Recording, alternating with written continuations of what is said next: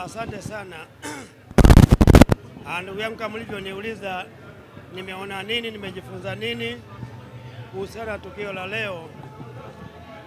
Kweli kwamba kwa kifupi Itunda ni mtu wa watu, na alama moja inaonyesha kwamba huyu Itunda ni mtu wa watu ni jinsi ya umati uliotoka sehemu mbalimbali za nchi hii kukusanyika kuja kushuhudia tukio hili.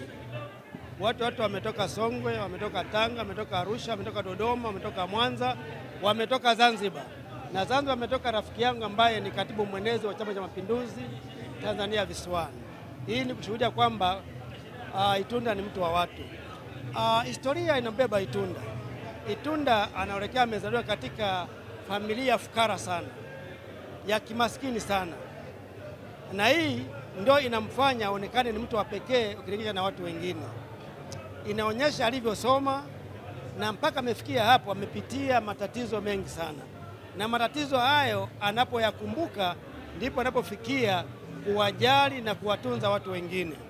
Lakini sehemu zote alizofanya kazi, ukianzia na Ileje alifanya kazi kama katibu msaidizi wa Chama cha Mapinduzi.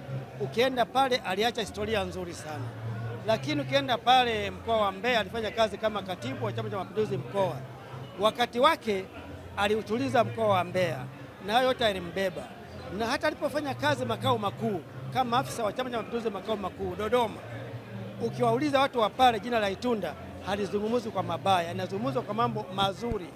Na yale mambo mazuri kwa sehemu zote hayo, nadhani ilipofanyika vetting ya kutafuta ma-DC, hivyo vitu vilimbeba mpaka akiteuliwa na Mheshimiwa Rais wa Jamhuri ya Muungano wa Tanzania Mama Samia kumpa UDC. Kumbuka Mama Samia amepitisha mikeka mara mbili ya wakati wake, nyakati zote mbili hizi ameweza kutoboa na kawa DC. Lakini pili, alipelekwa wilaya kama mwarobaini na kutatua matatizo ya wilaya ya Songwe. Kumbuka huko nyuma wilaya ya Songwe walipita ma-DC kama matatu, wote walishinda kuimudu wilaya ya Songwe. Wilaya ya Songwe, kumbuka, ina mitego, ina madini, ina mazao ya chakula na mambo mengine, hasa mazao ya madini. Mazao ya madini ina watu ambao wana pesa kuliko mshahara wa DC, wa mkurugenzi, yote ambayo ni mtoto wa serikali. Hivi unapokwenda kuongoza wilaya hii, moja itakuwa ujishushe. Pili, nataka usijimvovu katika mambo ya uchimbaji.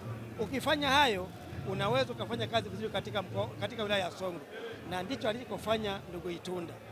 Lakini pia katika Chama cha Mapinduzi, Itunda ni mtu ambaye katika wilaya ya Songwe na mkoa wa Songwe kwa ujumla anakisaidia sana Chama cha Mapinduzi kwa ushauri, kwa maelekezo na kujishusha kwa watu wa chini, watu wa kati na watu wa juu. Kwa hiyo mtu huyu ni mtu wa pekee kabisa, na mimi namtabiria Itunda, kama Mungu atampa uhai, uwezekano wa kushika nyadhifa zozote za kimkoa, kitaifa na kimataifa, Itunda anazo. Hii ni kutokana na historia na mbeba pamoja na kuwajali watu, hasa watu maskini. Lakini kwa upande wa dini, Itunda ni mshika dini. Ni mtu ambaye hata ukimwangalia sura yake tu inathadifu kwamba huyu ni mtu wa dini. Unamwona kabisa anavyoongea, anavyojinyenyekeza, unaona ni mtu kabisa kwamba huyu ana hofu ya Mwenyezi Mungu. Na hiyo hofu ya Mungu ndiyo inayomsababisha pengine akaonekane mtu wa pekee tofauti na watu wengine.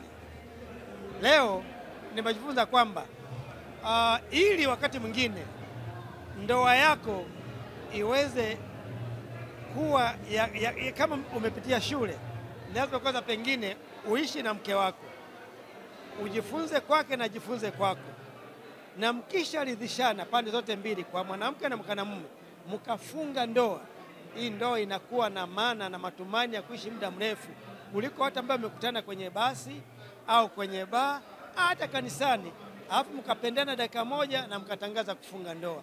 Ndoa za namna hiyo mnapofikia ndani, vionjo mbalimbali vya kihisia, kimwili, kimaneno, ndoa hizo huwa hazivumi. Lakini ndugu yetu Itunda amekaa na mke wake, Mungu amejalia watoto, amekuja kufunga ndoa. Kwa hiyo swala la watoto hana shida, swala la maisha ya shida hana shida, swala la kiutajiri hana shida. Kwa hiyo ndio kitu cha pekee ambacho katika ndoa ya leo, tofauti na ndoa zingine ambazo zinakuwa ni fresh. Asante sana.